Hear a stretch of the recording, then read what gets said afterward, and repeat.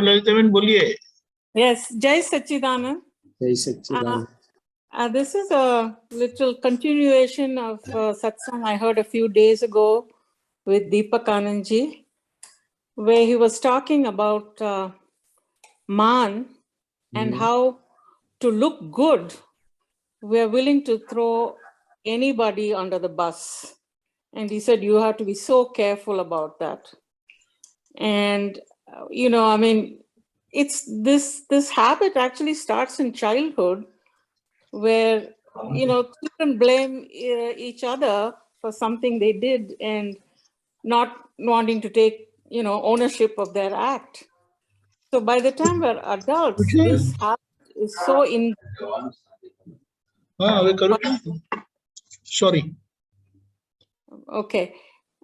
So this habit is so ingrained that you don't even think about it.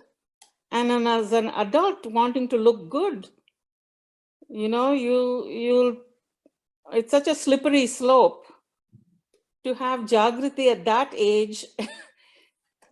Seems a little, hard to pull off. So please comment on that, Dr. Shailesh Anandji. Okay, so shall I continue in Hindi or? Any language is fine. I have to pose my question in English. That's perfectly fine. Hindi का सत्संग है तो मैं हिंदी में बात करूं तो ये बात बिल्कुल सही है कि शैलेश हूं मैं तो शैलेश की हैसियत से मैं अच्छा दिखाऊं, अच्छा दिखाई दूं, इसलिए मैं कुछ भी कर सकता हूं। जैसे बताया आपने कि कोई परिस्थिति में कुछ आएगा तो शैलेश अच्छा दिखने के लिए दूसरे को लेट डाउन करेगा या तो उसका ठीक नहीं है, बुरा नहीं है, सब ब्लेम गेम जो आपने बोला ना कि ब्लेम किसी और, तो वो प्रकृति स्वभाव हो जाता है, अज्ञानवश, अजागृतिवश, या तो एक वीकनेस गिनो। तो यहाँ बरोबर है कि मान को जब हम देखते हैं, मान की ग्रंथि को जब हम देखते हैं, बोला गया कि मान ही सबसे बड़ी चीज है और मान का रूट कॉज दादाजी ने उड़ाया है, मगर प्रकृति के डिस्चार्ज भाग में जो है कि मैं शैलेश हूँ, उसका अमल चला नहीं गया। मैं शुद्धात्मा तो हुआ मगर व्यवहार में तो मैं शैलेश हूँ, और शैलेश हूँ तो शैलेश का नाम और मान दोनों एक ही चीज है। तो शैलेश का नाम रखने के लिए या तो शैलेश का नाम बुरा न दिखे, शैलेश बुरा न दिखे, शैलेश अच्छा दिखे, वो सब मान के पर्याय में चले जाते हैं। और जिसको मान की भूख होती है, दादाजी ने बोला, या भीख भी होती है, या मान चाहिए, मान की ग्रंथि के कारण वो दूसरे की टीका में भी प्रवृत्त होता है। जो दूसरे की टीका, क्रिटिसिज्म या तो निंदा या तो ऐसा करता है, वहां समझ लेना है कि उसके अंदर उसको मान चाहिए, मान की भूख है। सो और डीप में, गहराई में जाके देखें तो वो मान की भूख और भीख के लिए एक उसको खुद से एक प्रकार का इंफीरियरिटी है एक साइड पर, और दूसरी साइड पर वो सुपीरियरिटी दिखाने की कोशिश कर रहा है। तो इतना क्या बोले, उसके अहंकार को फीड चाहिए, नहीं तो शुद्धात्मा हूं, यदि मैं मुझ में ही पूरा सेल्फ सफिशिएंट हूं तो वो अहंकार को फीडिंग नहीं चाहिए, या तो अहंकार के फीड से मैं नहीं जीऊंगा, मान के फीड की मुझे जरूरत नहीं है, कोई बोले न बोले, मैं तो मैं खुद में ही आनंदित हूँ। और अंतरा शुद्धात्मा के प्रकाश में मुझे पूरा पता है कि शैलेश ठीक कर रहा है या नहीं कर रहा है, शैलेश को क्या करना चाहिए या नहीं करना चाहिए। उसमें भारती बहन के अप्रूवल का, दीपक आनंद जी के अप्रूवल का या डिसअप्रूवल का उसको इफेक्ट नहीं होगा या फीडिंग नहीं चाहिएगा, मगर मान की पौद्गलिक ग्रंथि, और मान मैंने नाम के साथ जुड़ा है, डिस्चार्ज अहंकार के साथ जुड़ा है, आइडेंटिटी, भले मैं शुद्धात्मा हो गया मगर शैलेश की आइडेंटिटी अभी चली नहीं गई। तो शैलेश को व्यवहार में वो सब चाहिए, रिकॉग्निशन चाहिए, अप्रूवल चाहिए, थोड़ी प्रशंसा चाहिए, थोड़ा सब कुछ अच्छा दिखाई दे ऐसा चाहिए, क्योंकि व्यवहार उसके ऊपर खड़ा है, उसका क्या है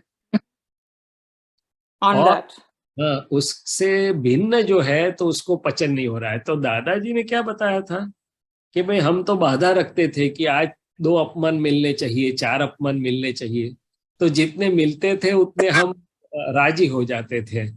और मान की जिसको ग्रंथि काम कर रही है तो उसको अपमान का थोड़ा सा डर रहेगा। अभी अपमान एविडेंट इंसल्ट नहीं भी होगा, मगर कोई हम्म अपने को अच्छे ढंग से नहीं बुलाएगा, कोई अपने को अप्रिशिएट नहीं करेगा, कोई अपने को इग्नोर करेगा, तो एक हम्म प्रकार का अपमान है। तो हमारे प्रकृति में वो रहता है कि मैं जाऊंगा या उससे मिलूंगा या मिलूंगी तो वो अच्छे ढंग से बर्ताव करेंगे कि नहीं करेंगे, ये करेंगे यस कि नहीं करेंगे। तो यस ये जो अंदर पड़ा रहता है वो कौन है, तो बोले पुद्गल पक्षी है, जो हम्म जिसे थोड़ा सम्मान चाहिए। तो ये ललिता जी आपकी बात सही है।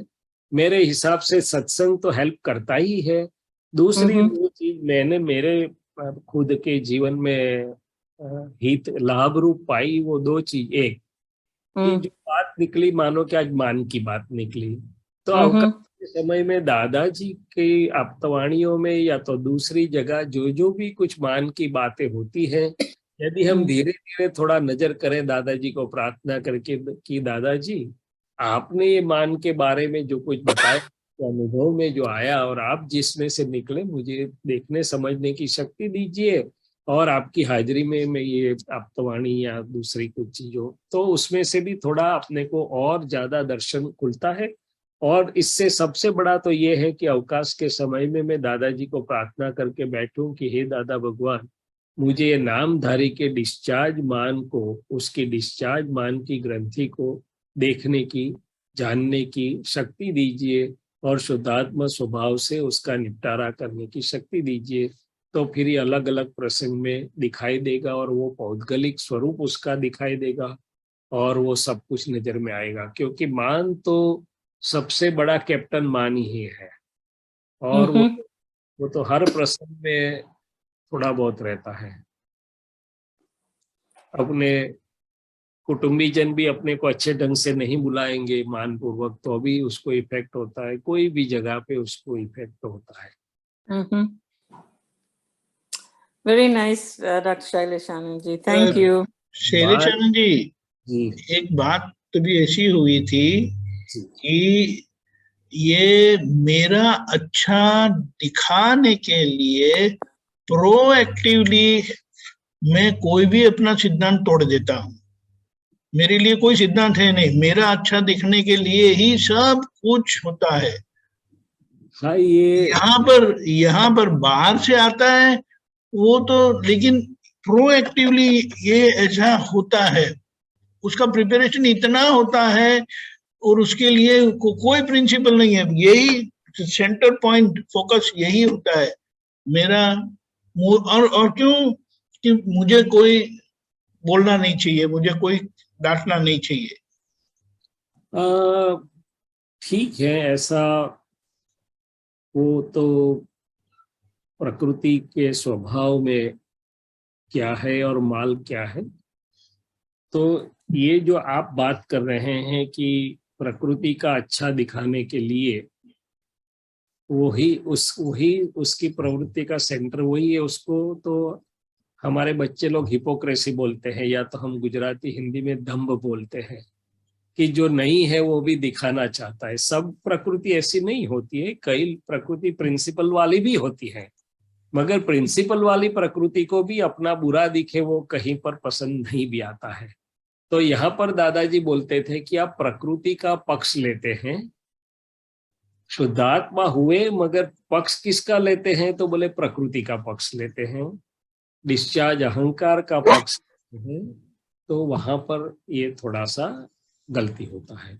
सबको मैंने आपने बताया वो कुछ प्रकृतियों के साथ ऐसा हो सकता है, बट ज्यादातर प्रकृति प्रिंसिपल में मानते हुए भी प्रकृति का पक्ष ले लेते हैं, कॉम्प्रोमाइज करते हैं उसको, कॉम्प्रोमाइज करते हैं। तो ग्रॉसली।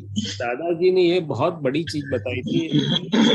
1987 में राम मोहन भाई के यहाँ जो उनके अंतिम दिन सब गुजर रहे थे, अंतिम मैंने अमेरिका के अंतिम ट्रिप के अंतिम दिन, वो फिर ऑक्सीजन भी लगाना पड़ा, तो नजदीकी एक महात्माओं को दादाजी ने वो सत्संग किया।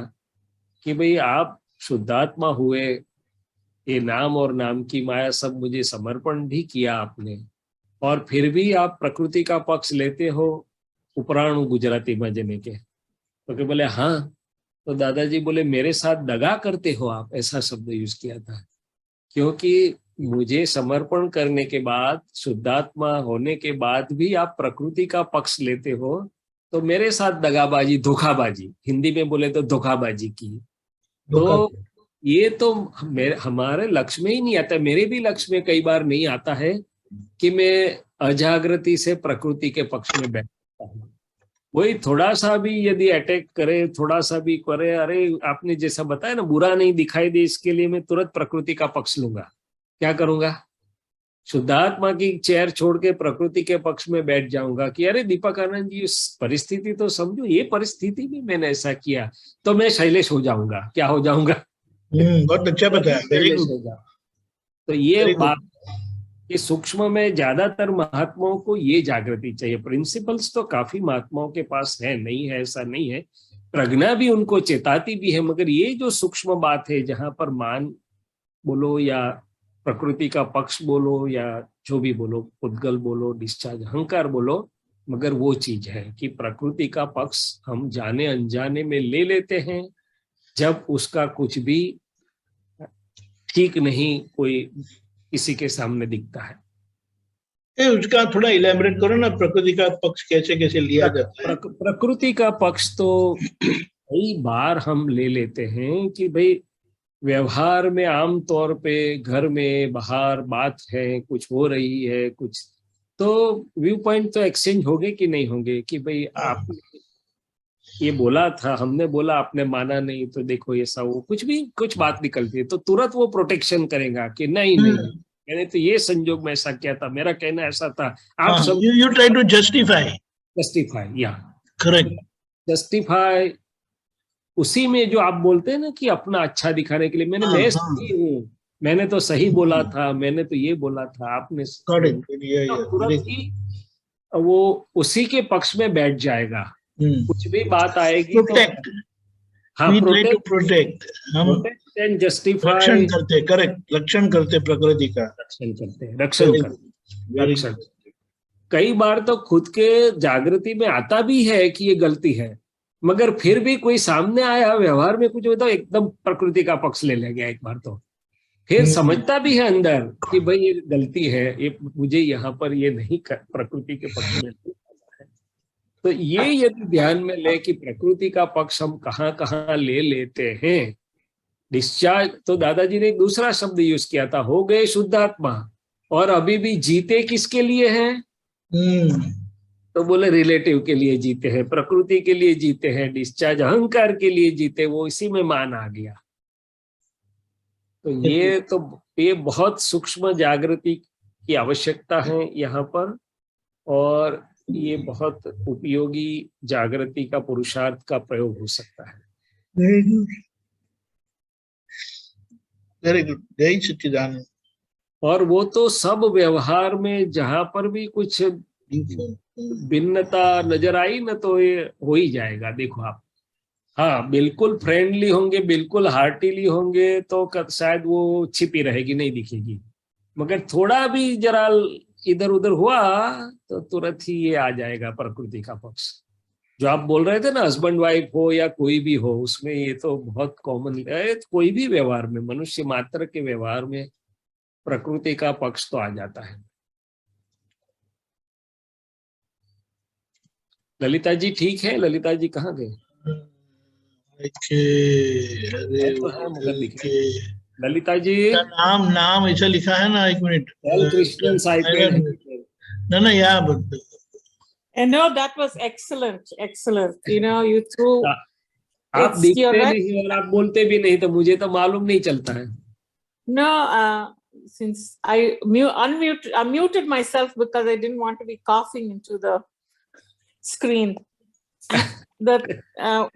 No, what you said is very correct, and where you said that you were doing dagabazi towards Dada, that really pierced my heart. No, that is exactly the words of Dada Bhagwan. Yeah, I mean, I'm willing to make excuses for my Prakriti, but when I'm cheating Dada, that I cannot take. Yeah, so the सारांश इसका इतना था कि जो नजदीक में महात्मा थे उनके साथ दादाजी ने ऐसे शब्द इस्तेमाल करके हमारी भाषा में ऑपरेशन कर दिया था उनकी ग्रंथि का। Oh, yes, very. ऐसा जिसने दादा से डायरेक्ट सुना होगा उसको कितना ऑपरेशन हो गया होगा। हम अभी आज सुनते हैं तो भी हमारा ऑपरेशन हो जाता है। और मेरे पास वो रिकॉर्डेड वाणी मेरे पास आई थी वो, इसलिए मुझे प्रत्यक्ष वो रिकॉर्ड टेप दादाजी की वाणी सुनने का लाभ मिला था मुझे। Oh, wonderful. This was excellent because Deepak Anandji just touched on it, and I wanted to get into it more depth. So thank you both of you. Jai Sachidanand. सारांश एक ही है कि ये सब अवस्थाएं जो गुजर रही है, रिलेटिव की व्यवहार बोलो जो भी, मैं शुद्धात्मा होके शुद्धात्मा के लिए जीता हूँ या रिलेटिव के लिए जी लेता हूँ। That's the subtle most point. Very good. आगे चले। जय सच्चिदानंद। ओके, जय सच्चिदानंद।